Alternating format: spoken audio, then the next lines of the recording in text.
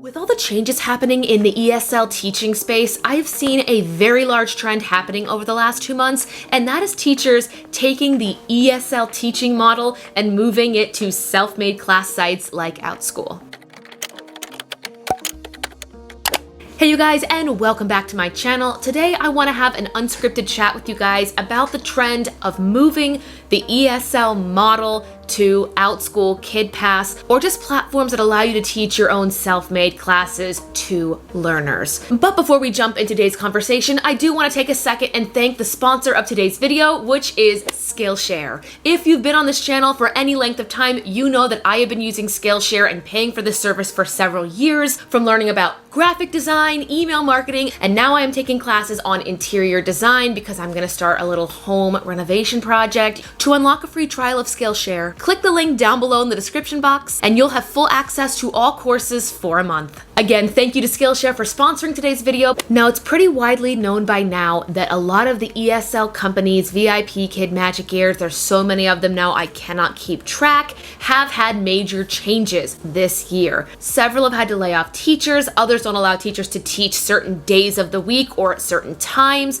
Needless to say, a lot has been going on, and a lot of teachers have been trying to hold on to the idea of online teaching and working from home by pivoting, taking what they know and moving it to another platform. The specific pivot I'm talking about today is Outschool. I have seen a lot of teachers offering either one-on-one, like the VIPKID model, or the 4-on-1, and I want to say that's Magic Ears. I could be wrong. Let me know down below in the comments because I never taught with that company. Either way, it was either a one-on-one or 4 learners, 1 teacher. And these teachers would make their own course material that would match, it wouldn't be identical, but it would match what they had already been teaching on ESL platforms. So there would be like a conversation unit, there would be colors, emotions, family. So they were really taking what they kind of already knew and had experience with, putting a spin on it, making it their own, and pivoting it to another site. I am not personally doing this, but I have seen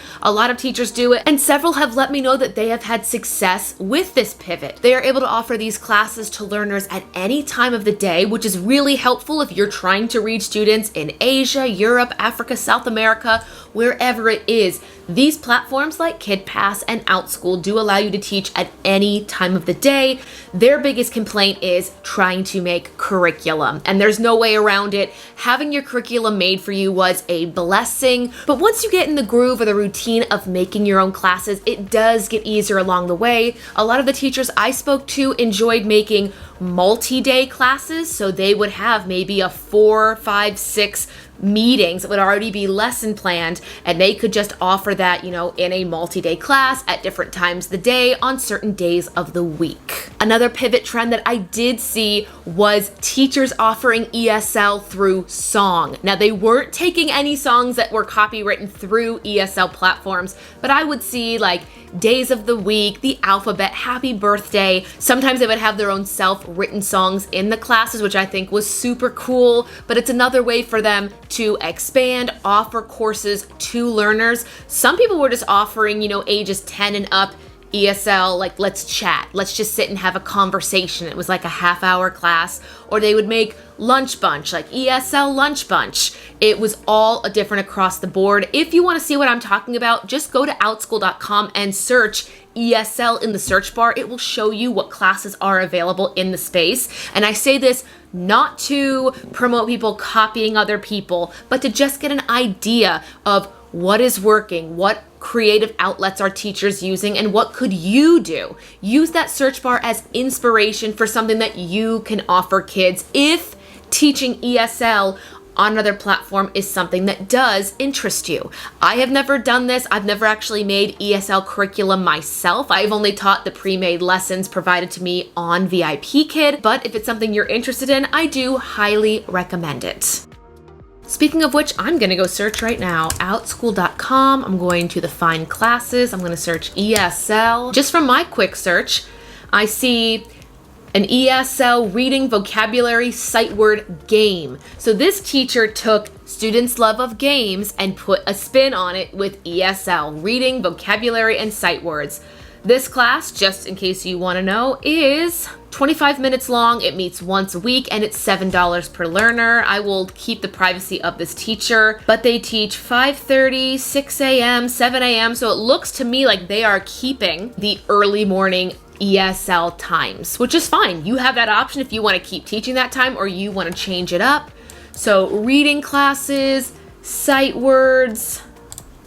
I've got my big screen right now, so it's taking me a minute to move it away from the camera. ESL small group learning, that's a multi-day class. Beginner ESL, private ESL math and science, or just private ESL tutor. This person is just offering times to sit and chat with a native English speaker. Oh, this person was super smart. ESL and Pokemon. Learn English and talk about your favorite Pokemon characters from the TV show and successful game series. Take something, put a good spin on it. Seems to be the name of the game here. But you guys, that is it for today's video. I just wanted to sit down and talk to you about this trend that I have noticed. I am inspired by the teachers who want to continue teaching on any platform. I do know there was a point in time where Chinese families were trying to find their teachers. Teachers were scrambling to get on to like WeChat, trying to reconnect with students because those changes came so rapidly. So if you are looking for a way to continue working with your students on another platform, I recommend looking at Outschool, seeing what you can offer, seeing what other teachers offer, and just be inspired. Let me know your thoughts about this trend and pivot down below in the comment section. Make sure you guys are subscribed, and I'll see you in the next video. Bye! Coming soon is my very first free webinar, Time Management and Mindset for Online Teachers. Here, we will be discussing ways to make the most of your schedule, course creation, work-life balance, and income as an online teacher, regardless of the platform that you currently work for. To receive all future information, visit kristensclassroom.com and sign up for email updates.